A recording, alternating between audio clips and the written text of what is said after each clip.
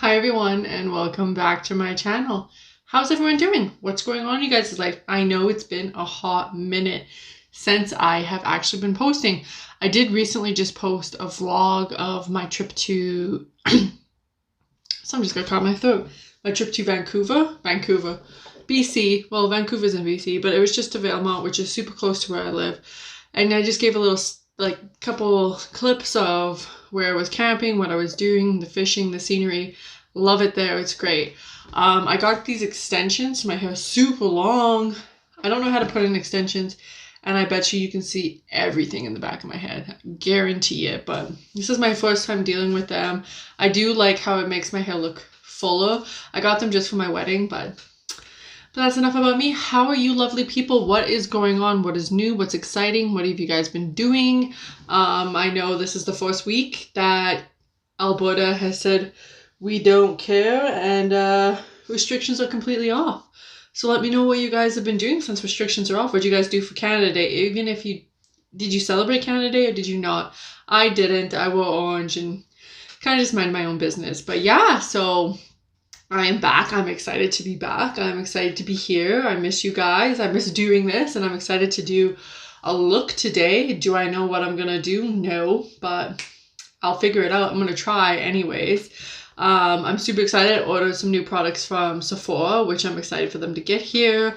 I'm slowly trying to build up, try to find the right foundation I want for my wedding, what type of stuff I want to do for my wedding, like just some stuff like that. And I'm just trying to get ready because it's less than 2 months away, so it's exciting and scary at the same time. But yeah, so today we're going to talk about a crime that happened more recent than way back in the day, like the ones I've been doing.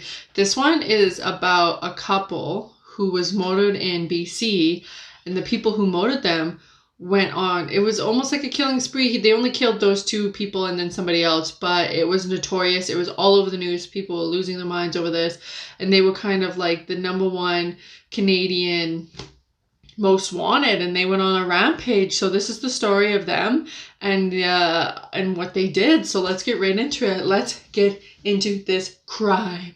All right, so let's get into it. Again, I'm going to be using my e.l.f. hydrating primer. I really like this stuff. I don't know why, but it's smooth. It's not tacky, but it does feel like it gets into the pores and stuff, which I really like. And it's like what, less than $6, so I can get on that.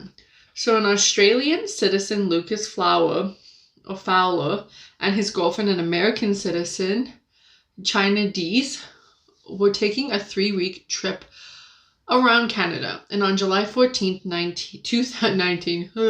2019, their 1986 Chevrolet van broke down along the Alaskan Highway, which is 20 kilometers or 12 miles, depending on where you're from, south of Lillard Hot Springs. I've actually never been to Lillard Hot Springs, and I kind of know where it is, but the Alaskan Highway, it's pretty close to where I live. It starts, you kind of have to come down from Jasper, and it kind of starts there. So I'm pretty familiar, and I did take it once when I was like 12 to Alaska a long time ago, back in the day. So approximately around 3:20 p.m., Curtis and a mechanic along with his wife Sandra had stopped to check on the couple. Curtis explained that they seemed like they kind of had it under control. It was a mechanical issue with the van, and they were having a picnic waiting for the van to unflood. I guess they tried to start it again. Curtis was assured that the couple knew what they were doing and saw them happy and smiling before they would leave shortly after. So they stopped and they were like, oh, like, I'm a mechanic, you guys need help? And they're like, no, we got this, which is surprising because like last year I blew a flat coming back from Jasper, and I believe it was this weekend, like the July 1st type of weekend, and I was on the side of the road trying to get my damn car tire off. We had a YouTube video. I was with one of my good friends. We had a YouTube video trying to say how to get this tire off, and we probably had maybe over 200 cars pass us and not one person stopped to help us. They were all just like, whatever. And I was like kicking the thing, trying to get it off, like jumping on it, trying to get my tire off, and nothing. But thank God that somebody did actually stop. They were super lovely. I didn't catch the names. I wish I did, but thank God somebody stopped, because I would have probably never had that happen. Probably would have been there all night. And I called AMA and they were like, it's probably going to be like 6 to 7 hours. And I was like, great. But somebody stopped, so whatever. So they seemed smiling and happy before Curtis and his wife left. At approximately 7 a.m. on July 15th, so the day after, the bodies of Lucas and his girlfriend, China, were discovered by Trevor he was a highway worker. So he's just minding his own business, and then boom. Both victims were found in a ditch close to the van, with the bodies having visible gunshot wounds and lying 5 feet apart from one another. Both were lying north. Their heads were facing west. The van back door was left open and the windows smashed, according to Trevor. And that's what he said he saw at the scene of the crime when he was doing his, I don't know, he's probably from like Leadcore or something like that, or just, it probably might have flooded there. And seeing it was it's the Highway of Tears is what they call it here in Canada.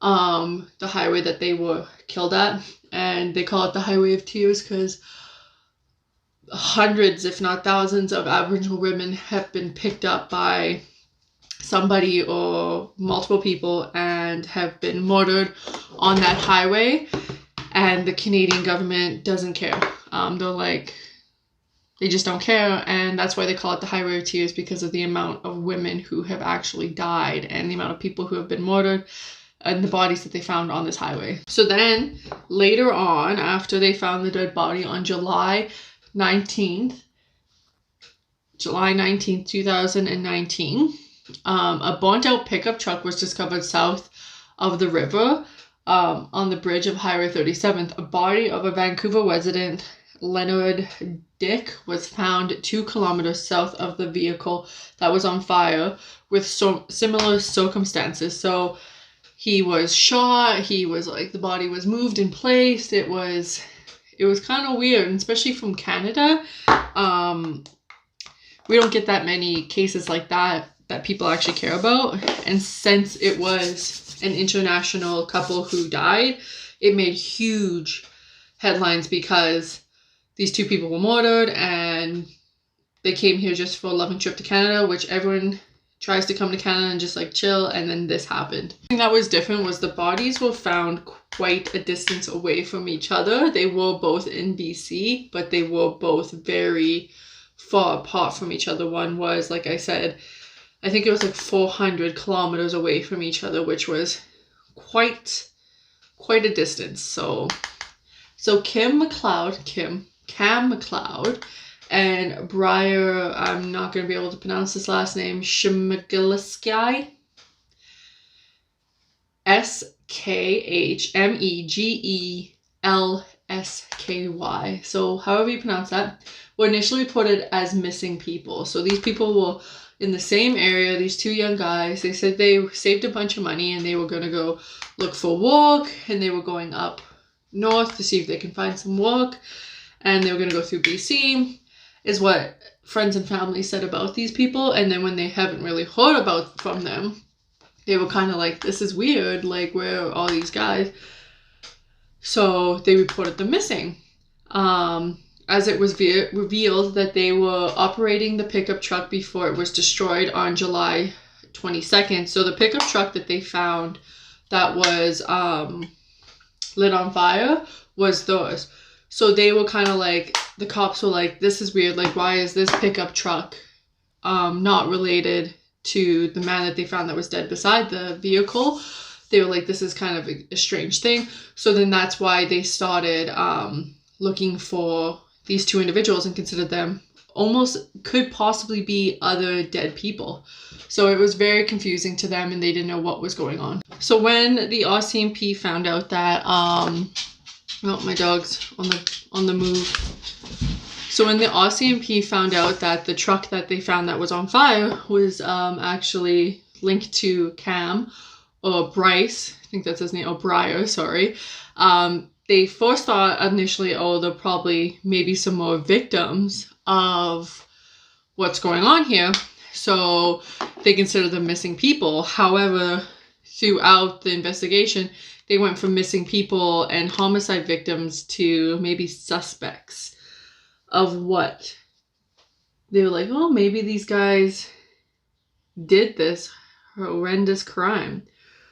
Who knows, right? Because it looks a little suspicious, right? Like, to me, my first thought when I heard this was like, oh, these guys ditched the vehicle so that they can, you know,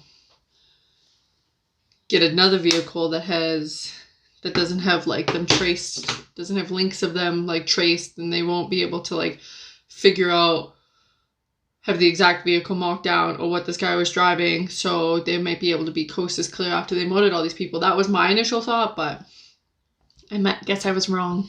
So today I always say I'm going to do a natural look, but today I'm actually going to do a kind of natural brownie, soft nude look today.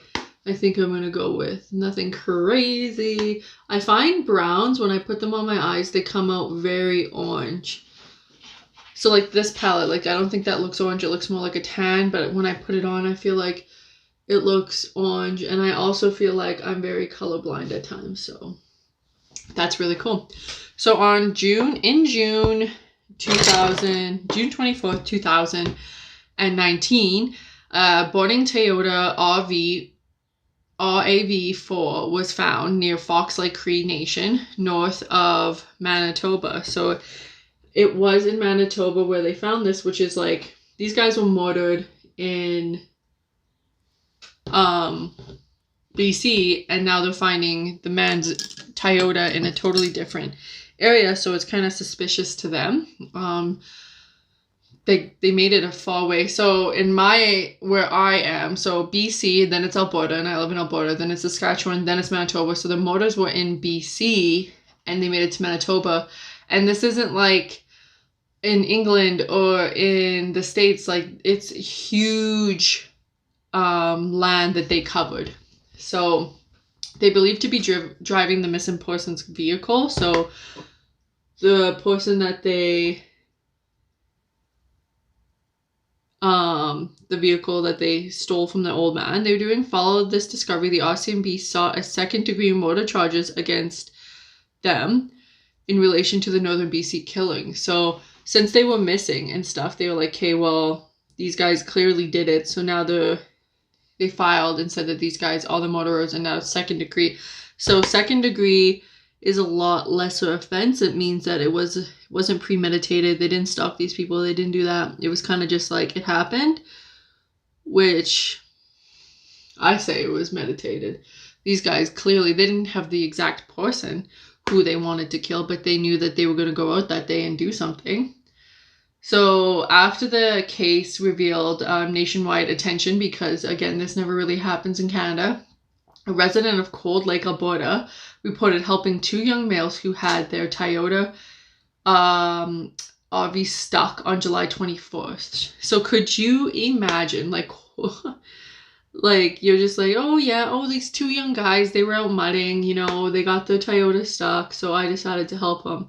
And then you go home and you look at the news and it's like, these guys murdered 3 people and you just helped them escape, essentially. I would be gutted. So he helped these people on July 24th. Later the same day, the pair was captured on video surveillance at Meadow Lake store in Saskatchewan. The footage of them was turned into police later. So they're making distance, like I said. They're both very close. Like Saskatchewan and Cold Lake are a distance between each other, and these guys are making distances. So again, they're probably like, it's hard to capture these guys because you never know where they're going to be. In like a couple hours, they're going to be somewhere else. The only good thing is how we have nationwide RCMP.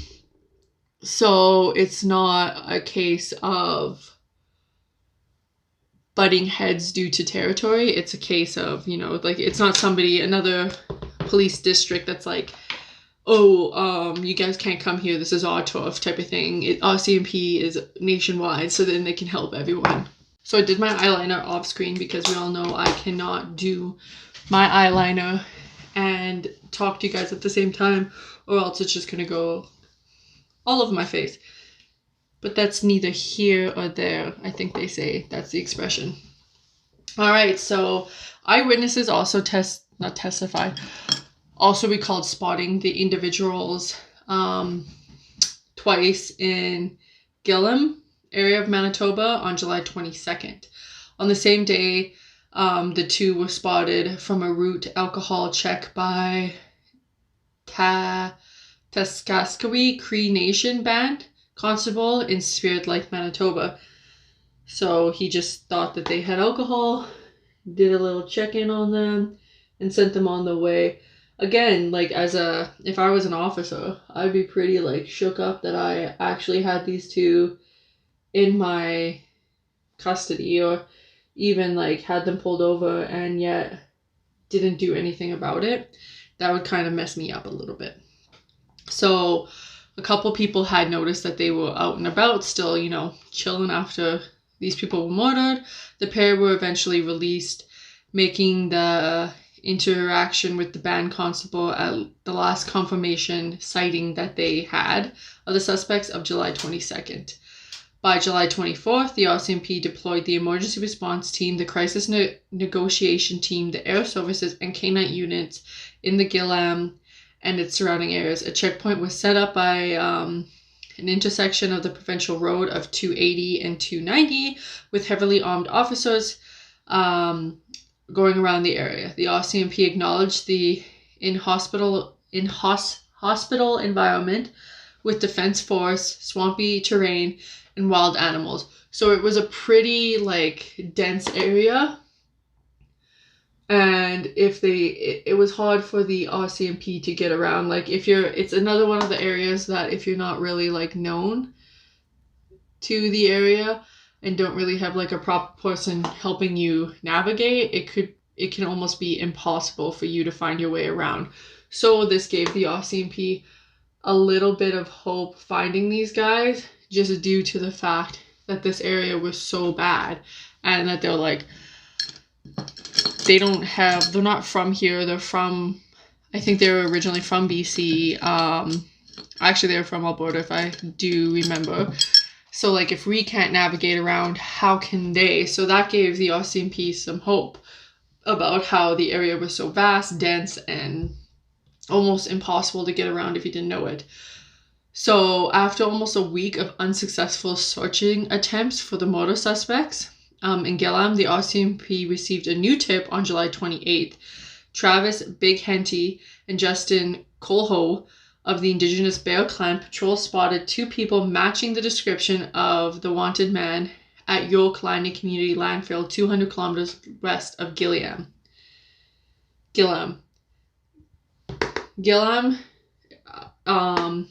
That's why I said Gilead, I think. Reminds me of what's that show called? Handmaid's Tale.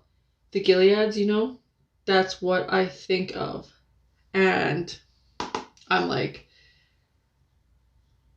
that show's crazy. I haven't actually finished the new season. If you guys have, don't spoil it for me. But I watched like the first 3 episodes, and that place is nuts. Like, who would have thought that they just like really didn't give a crap about modern technology after they decided men were going to be in power? They're like, we don't need technology. That was the one thing that really like got me, was how they're like, get rid of technology. So that's just a little rant. So also, I guess, going on with the story, by July 29th, the RCMP did confirm that they were able to locate the suspects, releasing the public of their continuing pressure in Gillam, I believe that's how you say it, and York Landing communities. So I guess, like, as you can imagine, people were probably up in arms. Like, I know I would be if I had somebody who was wanted of 3 murders running around my town. So they did say, oh, this is smooth. That's some smooth eyeliner. This is like the Essence Stay 8-Hour Lip Liner. Oops, I just put it on my... This is some smooth for $3.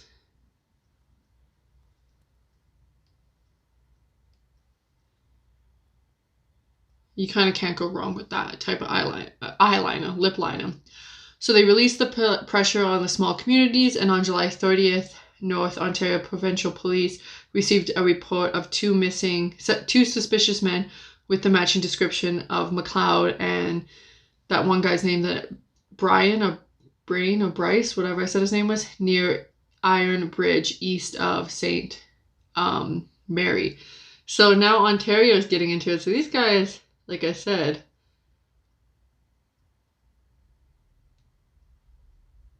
are like getting around. Like they went from BC, like they are going across the country at this point.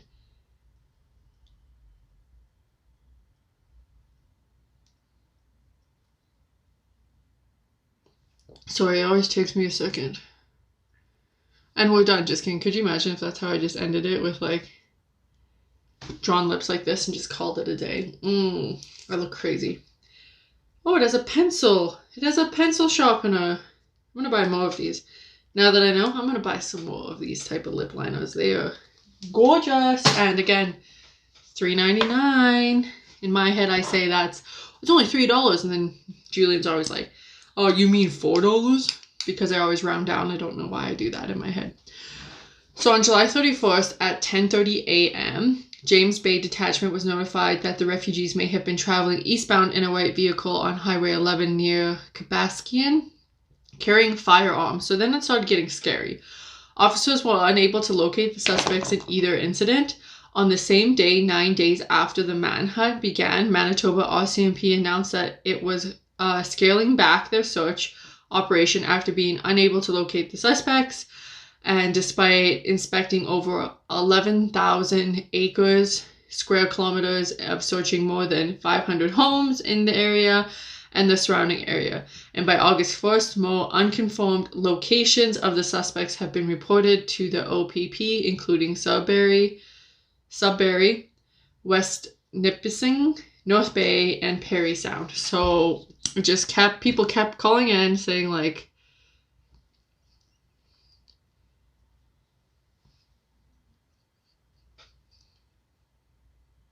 I don't know if I like this color.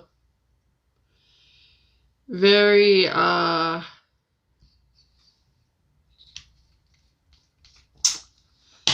pink.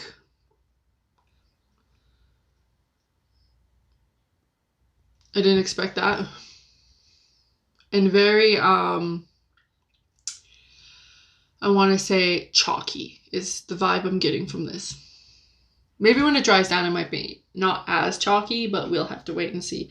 I was also thinking of going in with some red because I thought red would be nice, but I guess the chalky pinky brown is cool too. Actually a really nice color once it dries down. I actually like it. And I guess this is mask proof too. It's another, is it Essence? Like, don't sleep on these brands that are $3. Like, I think this was $3 too. Obsessed with it. The mascara I use all the time, and it's $4.99. Gives me the best volume. So, and they have, and the bronzer's nice, and same with their setting powder. The packed setting powder is really nice too. So don't sleep on these brands that are cheap. It's not all about the expensive. Yes, I do like my Charlotte Tilbury setting powder and my NARS complexion foundation and my eyeliner, Kat Von D eyeliner. Yes, but don't sleep on this. I actually like this now. It's kind of cute. All right, so the breakthrough came on August 2nd when Galen-based tour guide Clint Shawchuk reported to the RCMP that he saw blue sleeping bags at the edge of the Nelson River near where is entered Hudson's Bay. And on August 6th, the RCMP announced it found several items believed to belong to the suspects on the shore of the Nelson River. The fresh search of the river by the RCMP on August 3rd found damaged rowboats on the northern shore of the Nelson River below the lower limestone rapids. So again, This was a place where if you didn't quite know what you were doing, you were looking at getting in trouble. So that's why they need, like this guy said, he was a tour guide and he was just showing people. And yeah, again, a place that if you don't know how to navigate the terrain, you might fail.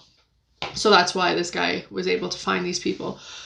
So in the rapids, about 65 kilometers north of east of the Gillam, near the rowboat, were some of the items which the RCMP did link back to the suspects. This location was 9 kilometers northeast of where the burned Toyota RAV4 was found on July 23rd. So that's the crazy thing that blows my mind, was like they were so close to finding them, and then they went like searching 100 places before they 4 kilometers, like 9 kilometers, and you guys could have had these guys alive. Okay, so where they found on July 23rd. An underwater search of the RCMP closed where the robot was found, but they didn't find anything further after that. They were like, there's nothing else here. So on August 7th, after they did the water search, RCMP in northern Manitoba reported that they believe they found the bodies of the 2 BC fugitives in the thick bush close to the Nelson River, about 1 kilometer west of where the damaged rowboat was found. By August 12th, an autopsy reported from Winnipeg confirmed that the 2 bodies belonging to the suspects and that they were died by self-inflicted gunshot wounds. And that's kind of where, you know, things like this end, because that's it. Like, they killed themselves and there's nothing you can do about it then. So again, got my spray. I am going to put on my lashes and then I will come back to you guys with my final thoughts. All right, I am back with my final thoughts. I put my lashes on, which was a struggle, and now I'm back. So let me give you my final thoughts about this case. This case was a little different. It was huge in Canada when it happened. These guys murdered these people, and then they took off and they were on like a manhunt for like a month and a half. I would say July to the beginning of August, so a month and a half, but it was huge. The only thing that I don't like about these type of cases is, my dog's moving around, sorry, is that you don't get any justice for what happens, because, you know, they murdered these people and then they killed themselves. So the families of the people who were murdered now don't have any justice, because these guys took justice into their own hands and just murdered themselves, which really bothers me. That's the one thing I really don't like. I'm just gonna put some more highlighter on. But yeah, those are my final thoughts. It was a huge case. I just don't like that one part. And again, the other thing I really did like, I said it throughout the video, was how the government and the RCMP worked together on this, and it wasn't like, you know, we'll just consider these people missing. We're actually going to do something about it, because look at Robert Pickton, look at Clifford Olson. They had these guys and then they just let them go. And then with Robert Pickton, it was a pissing match. Like, they were like, I'm not getting the RCMP involved. I'm not doing it. Like, it was just a big old pissing match with them. And I hated everything about that. With this, they actually did good. So clap to the RCMP for them, and the OPPs, the Ontario Police Department and stuff like that. Good for you guys. Like, I'm glad that they actually did something. So yeah, again, final look, my hair extensions, it makes me feel bougie. I feel bougie today. I'm feeling like I'm a millionaire, even though I'm not. These extensions were cheap. Everything on my face is cheap. I'm cheap. Again, like I said throughout the thing, less than $3 lip gloss. I mean, $3 lip stuff. And some of the best lip stuff. Count me in. Yeah, I'm feeling this look. I'm loving my life. I feel like I'm doing good. But yeah, go check out my vlog if you guys haven't watched it. I look rough because I was camping and it was a mess. We had a lot of problems. We had refrigerator broke. We had a huge thunder and lightning and rainstorm. It was crazy, let me tell you. But yeah, go check that out. So I already posted it, so go look at that one if you haven't yet. And then yeah, thank you guys again for coming out and giving me the support. I know every time I do post, a couple of you guys always comment how excited you are to watch it and how you guys just can't wait and you take your friends, and it just means the world to me. Like, thank you guys so much for supporting me and, you know, coming out and watching each video. And yeah, thank you guys. If you have any recommendations or any videos or anything, anybody you want me to do, let me know down below. Again, I do have a couple lined up. I do have some ones that are new, some that are old, some people that are missing, some ghost stories, some history of Canada, like I was doing with the laws that shouldn't be allowed. I got tons of stuff. Canada isn't that nice, and I guess a lot of people know that now with what's going on in the news. So again, thank you guys so much. And I forgot to say this in my intro, but for you guys who don't know me, my name is Jo MacLean, and I am here hopefully every Tuesday and Thursday right now, just once a week, to show you and talk about true crimes that have happened here in Canada. So again, thank you guys so much. Make sure you guys follow my socials. I'll link them right here and down below, and give me a like and subscribe if you guys like this video. Until then, I will see you guys soon. Bye.